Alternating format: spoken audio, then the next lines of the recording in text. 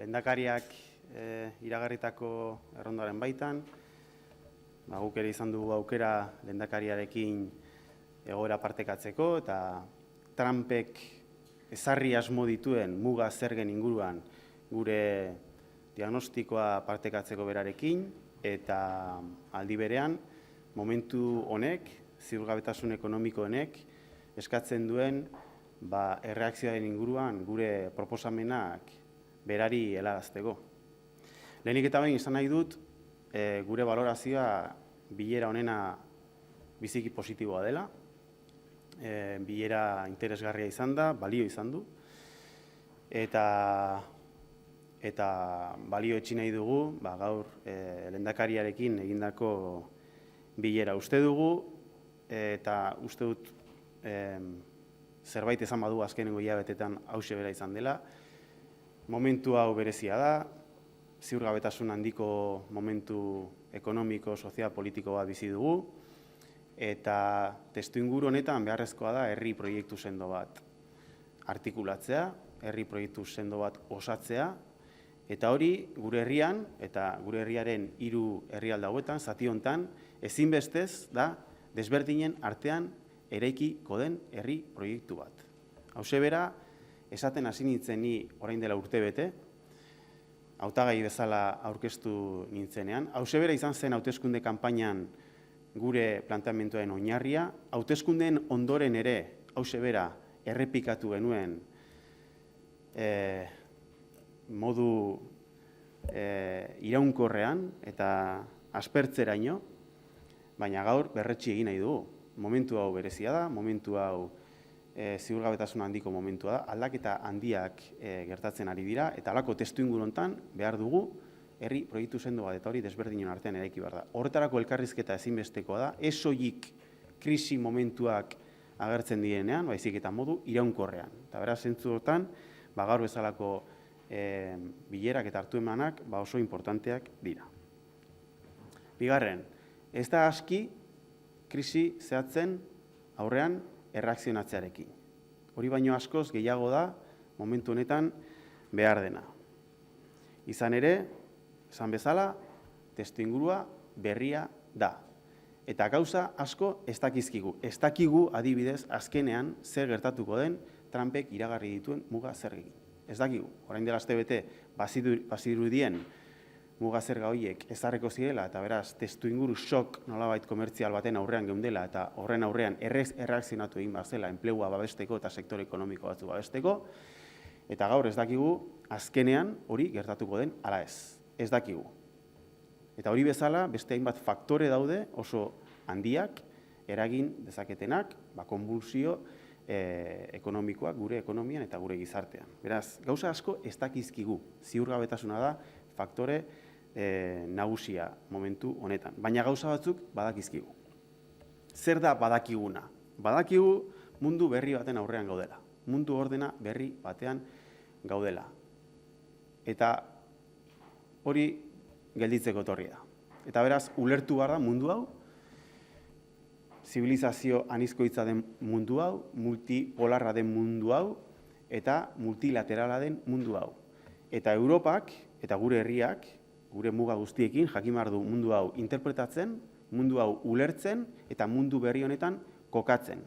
Mundu hau berria da, hori badakigu, eta hori aintzat hartu behar da, eta hori barneratu behar da bere ondorio guztiekin. Bigarren, konbultsio ekonomiko handiko garai batean gaude. Bihar muga zergak izan daitezke, etzi gerra batek sortutako ondorioak, ziklo inflazionario berriak, krisi energetikoak, askotariko gertaerak egon daitezke, astindu gaitzatezkenak. Beraz, konbulsio ekonomiko handiko momentu batean, momentu historiko batean gaude. Hori ere, badakigu, beraz, ez da normalitaterik existituko hemendik aurrera termino ekonomikotan. Eta hirugarren, eraldaketa handiko garai bat da hau. Eraldaketa teknologiko handi bat gertatzen ari da, aldaketa soziodemografiko handiak eta transizio energetiko baten testuinguruan aurkitzen gara horrek esan nahi duen guztiarekin. Hori ere badakigu. Eta beraz, ez da aski gertaera zehatz batzuen aurrean erreakzionatzearekin. Behar da, herri proiektu sendo bat osatu eta identifikatu nola aktibatu daitezkeen gure gaitasunak testuinguru ekonomiko berri hontan, ziklo ekonomiko berri hontan kokatzeko eta gure garapen sozial eta ekonomikoak eskatzen dituen politikak garatzeko. Hori da, bigarren ideia. Eta horrek eskatzen du epe ertain luzeko begirada bat. Mundua aldatu denean, konbulsio handiko garai baten egon gaitezkeenean, transformazioak oso bortitza direnean, eta ziurgabetasuna erabatekoa denean, behar duguna da gaitasuna, azterketa patxadatzua egiteko. Behar da, lasaitasun estrategiko bat. Behar da, momentu hau ondo ulertu, ondo interpretatu, eta gure gaitasunak, herri gaitasunak, aktibatzeko behar diren politikak ondo pentsatu eta diseinatu. Hori da, importantea. Beraz, erreakzio batetik harago, modu proaktiboan jokatzeko momentua da, eta ikuspegi, epe ertain luzeko ikuspegia da lehenetsi behar dena, epe laburreko ikuspegiaren gainetik. Zentzu hortan, 5 lehentasun helarazi dizkiogu lehendakariari. Gobernuak jarri dituen proposamenen aurrean, muga zergei erantzuteko proposamenen aurrean, eta errepikatzen dut, ez dakigu muga zerga horiek azkenean indarrean sartuko diren ala ez, egin dituen proposamen hoiei, gobernuak egin dituen proposamen hoiei, ekarpen batzuk egin dizkiogu. Apunte batzuk egin dizkiogu lehendakariari eta hurrengo aste eta hilabetetan egingo ditu ekarpenak zentzu hortan. Baina hortik harago, herri hau ziurgabetasun ekonomikoko garai hontan kokatzeko 5 proposamen egin dizkiogu. Arnaz luzekoak, gure ustez, gure herri gaitasunak aktibatzeko ezinbestekoa diren proposamenak momentu honetan. Hori da, gaur lehendakariari helarazi diogun proposamena gure partetik.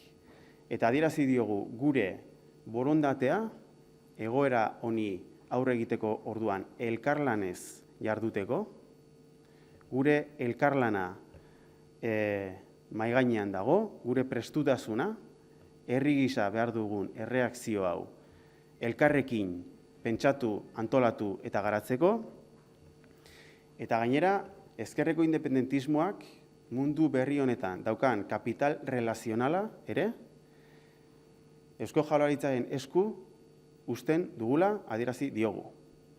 Hau da, mundu berri batean gaude, testuinguru geopolitiko, geoestrategiko berriak daude ireki egin bar gara mundu hontara, mundu hau ulertu eta ezagutu egin bar da, eta hortarako ezker independentismoak daukan kapital relazionala Eusko Jaurlaritzaren esku jartzen dugula ere adierazi diogu lehendakariari. Eta azkenik 2 kontu. 5 proposamen horien artean bat etxebizitza da. Egin dugun errondan, azkenengo asteetan, eragile sozial ekonomiko ezberdinekin egin dugun errondan, gauza asko atera dira, informazio asko jaso dugu, ikuspegi interesgarria jaso ditugu.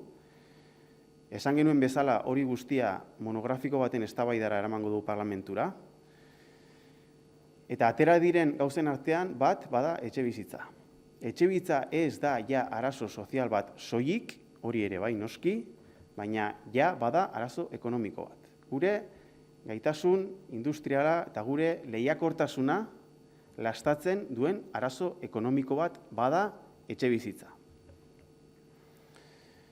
Lehenik eta behin, egungo soldatek ez dutelako bermatzen etxebizitzak dauzkan prezioak izan da, gazteek etxebizitza bat eskuratu dezaten. Eta horrek ondorioak dauzka enpresetan eta lan merkatuan. Bigarren, jende asko datorrelako kanpotik hona bizitzera. Eta etxebizitzarik ez baldin badago, hori lehen mailako arazo ekonomiko bada. Baina gainera, testuinguru ekonomiko berrian, esan bezala, posible da ziklo inflazionario berri bat etortzea atzetik, ikusiko dugu. Ziklo inflazionario batean, gure herri erakundeek daukaten gaitasuna produktu energetikoen prezioetan edo elikagaien prezioetan eragiteko oso mugatua da. Aitzitik, izan dezakegu gaitasun bat, etxebizitzaren prezioetan eragiteko politika publikoen bitartez. Eta beraz, hau oso importantea da. Lehen mailako importantzia hartzen du etxebizitzak egoera ekonomiko honetan. Baina gainera, Dakigunez, ziurgabetasunak dakarrena da, inbertsioa egiten dela mugatu. Inbertsioa egiten da uzkurtu. Eta inbertsioa bilatze ditu aktibo refugioak izan daitezken esparruak. Gertatzen ari daia urrearekin, gertatuko da zor publikoarekin, eta gerta daiteke baita ere merkatu inmobiliariarekin. Hau da, egun prezioen gorakadaren oinarrian dagoen espekulazio dinamika horrek izan dezake oraindik ere hurrengo urteetan indar handiagoa finantza merkatuak eta inbertsioak bideratu daitezkelako etxebizitza merkatura. Beraz, horregaitik guztiagatik uste dugu etxebizitzak erdigunean egon behar duela baita ere ikuspegi ekonomiko batetik. Eta zentzu hortan proposatu dugu funts bat martxan jartzea, funts publiko bat, publiko-pribatu bat, eta hurrengo astetan jarriko dugu honen inguruan edo emango dugu argibide gehiago emango ditugu, baina gaur planteatu dioguna lehendakariari da, gure herri erakundeen, gaitasun finantziariaren zati esanguratsu bat bideratu behar dela etxebizitza publikoen eraikuntzara. Alokairura bideratuko diren etxebizitza publikoen eraikuntzara. Eta hori lehentasun ekonomiko bat izango dela hurrengo urteetan. Eta bukatzeko, adierazi dioguna da lehendakariari eztabaida ekonomiko patxadatsu bat egiteko beharra, ezinbestekotasuna. Patxada hartu eta mahai gainean dauzkagun debate desberdinak, azkenengo asteetan joan garenak modu partzialean egiten, dela lanbide-arteko gutxieneko soldataren eztabaida, dela fiskalitatearena, dela absentismoarena, dela etxebizitzarena, hoie guztiak abordatu behar diela modu globalean. Ondo analizatu egoera, ondo interpretatu egoera berria, eta herri honek bere gaitasun publikoak eta sozialak aktibatzeko behar dituen politikak definitzeko momentua dela. Eta horrek eskatzen duela eztabaida politiko bat goi mailakoa. Eta hori egiteko lekua parlamentua dela. Guk dakizunez, monografiko bat egiteko proposamena registratu dugu, uste dugu pleno hori ekainean burutuko dela, eta gonbidapena egin diogu lehendakariari pleno hortan modu aktiboan ere parte hartzeko. Bueno, decía que hacemos una valoración positiva de la reunión mantenida hoy con el Lehendakari. Ha sido una reunión interesante y útil y queremos poner en valor el hecho de que haya espacios para el diálogo y para el contraste de puntos de vista, en este caso sobre la realidad económica y social que vivimos entre partidos políticos, entre gobierno y partidos políticos y representantes de los partidos políticos, en definitiva, entre diferentes. Creo que nos hemos hartado a decir que vivimos un contexto económico y social nuevo, un momento de grandes convulsiones, de grandes transformaciones, y que en un contexto así necesitamos un proyecto de país bien cimentado, bien pensado y políticas públicas bien definidas en términos estratégicos más allá del cortoplacismo. Creo que nos habéis escuchado hacer este planteamiento, este relato. Yo mismo me presenté a las elecciones fundamentalmente partiendo de este análisis, en el sentido de que necesitamos un proyecto de país bien consolidado, bien fundamentado. La campaña electoral, nuestro planteamiento básicamente se centró en esto, en que además ese proyecto de país necesariamente se tiene que construir entre diferentes y que por lo tanto eso exigía un diálogo entre diferentes y llegar a identificar espacios de encuentro. Esa fue básicamente ese fue nuestro planteamiento de cara a las elecciones y después de los resultados electorales, este es básicamente el planteamiento que hicimos. Bien, pensemos más allá del cortoplacismo cómo se organiza la gobernabilidad o cuál tiene que ser el proyecto de país sobre el que se tiene que basar la gobernabilidad de las instituciones de esta parte del país.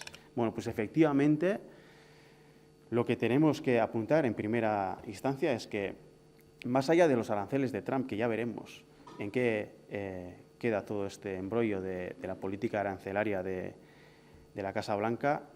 Vivimos un contexto nuevo. No sabemos muchas cosas, por lo tanto, la incertidumbre es el factor principal que caracteriza el escenario que se ha abierto. No sabemos muchas cosas, pero algo sabemos sobre la situación que estamos viviendo. Y desde nuestro punto de vista hay 3 características fundamentales que describen la situación social, política y económica actual. La primera, estamos ante un mundo nuevo. Las reglas que han estado vigentes desde el final de la Segunda Guerra Mundial, ya no están ahí. Por lo tanto, esto nos abre un panorama geoestratégico, geopolítico nuevo. Estamos en un mundo multicivilizacional, multipolar y multilateral. Y tenemos que ser capaces de entender este mundo nuevo, de diagnosticar bien esta situación o este contexto geopolítico y empezar a aprender a movernos en un contexto geopolítico nuevo. Segundo, este es un tiempo convulso en términos económicos.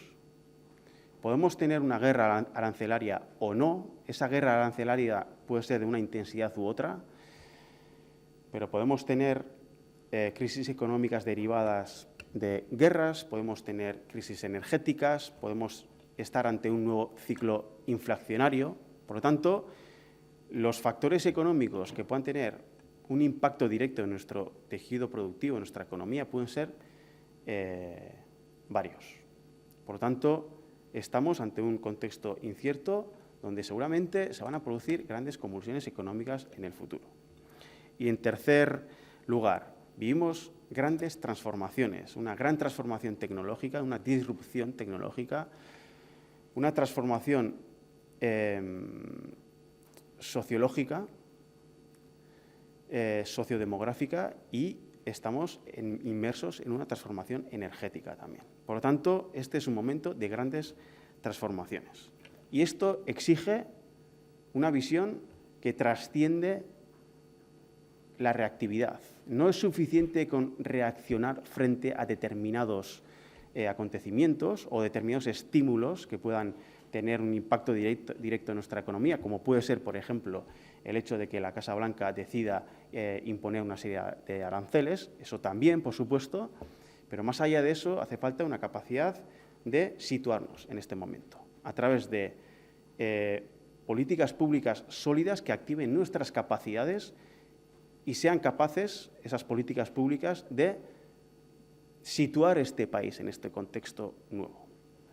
Esa es, desde nuestro punto de vista, la visión que necesitamos. Más allá de una visión cortoplacista reactiva, en este caso frente a los aranceles, una visión a medio y largo plazo que nos permita hacer un diagnóstico correcto de la situación, definir las políticas públicas que sean capaces de activar nuestras capacidades y hacer frente a la situación que se ha abierto. En ese sentido, hemos planteado 5 propuestas al Lehendakari.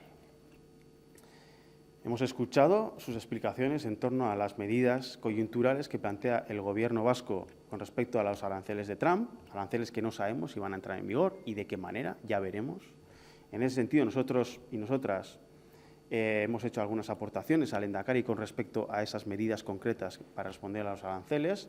Las siguientes semanas vamos a hacer aportaciones en ese sentido también, pero más allá, repito, insisto, más allá de medidas coyunturales necesitamos definir muy bien las políticas públicas que nos lleven a activar nuestras capacidades. Y en ese sentido hemos hecho 5 propuestas. Y hemos manifestado al Lehendakari nuestra corresponsabilidad.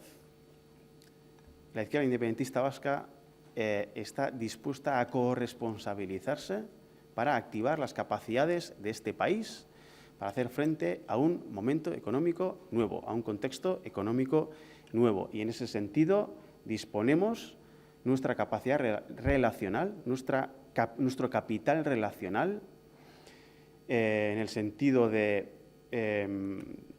profundizar en las relaciones diplomáticas con diversos países, del mundo para abrirnos a nuevos mercados y entender este contexto geopolítico nuevo y poder abrir nuevas posibilidades desde nuestras limitaciones como país. Evidentemente, aquí hace falta una respuesta en términos europeos, pero sin esperar a nadie, debemos ya empezar a abrirnos al mundo, a explorar nuevos mercados, a estrechar relaciones diplomáticas con otros países, Latinoamérica, África, Sudeste Asiático, y en ese sentido la izquierda independentista dispone al servicio del Gobierno vasco su capacidad o su capital relacional a lo largo y ancho del mundo.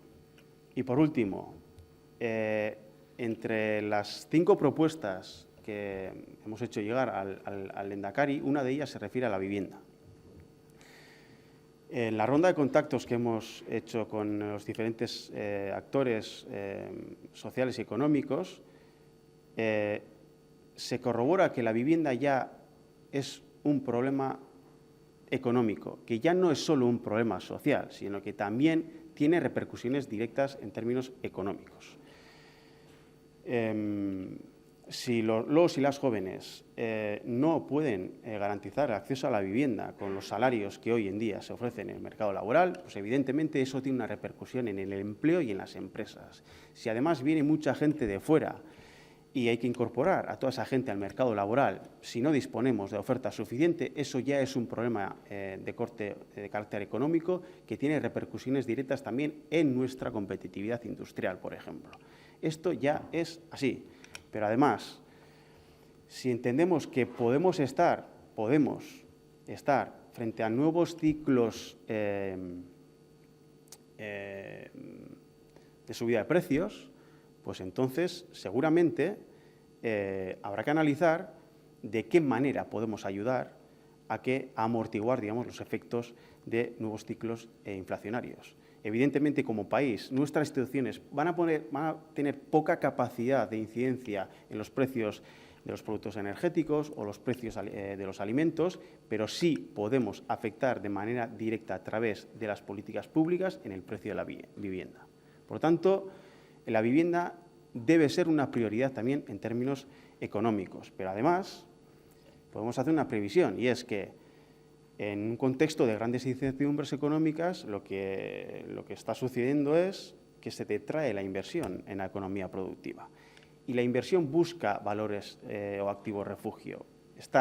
Ya está sucediendo esto con el caso del oro. Mañana un activo refugio puede ser la deuda pública, pero también puede ser la vivienda. Y eso lo que puede generar es todavía una mayor especulación en el mercado inmobiliario. Por lo tanto, una presión todavía mayor en el precio de la vivienda. Por lo tanto, la vivienda es y debe ser una prioridad también en términos económicos en este contexto económico. Y en última instancia, pues hemos hecho una invitación al Lehendakari a que el Gobierno y los partidos de Gobierno también participen de forma activa en el pleno monográfico que previsiblemente vayamos a celebrar antes de verano. Creemos que es momento de hacer una pausa, de analizar bien el contexto económico y de fijar las prioridades y las políticas públicas que nos tienen que llevar a activar nuestras capacidades. Eso exige un debate económico pausado, eso exige un visor común, eso exige una visión conjunta de los diferentes debates que ha habido encima de la mesa, que se han puesto encima de la mesa, desde el SMI hasta la fiscalidad, pasando por la vivienda o incluso el absentismo en el mercado laboral. Todo esto hay que analizarlo de forma conjunta y hay que hacer un debate sereno, sosegado, de calado, de altura, y creemos que el foro apropiado para eso es el Parlamento. Por lo tanto, bueno, pues una invitación a todos los partidos a que se haga un debate a la altura de las necesidades de este momento. Eskerrik asko.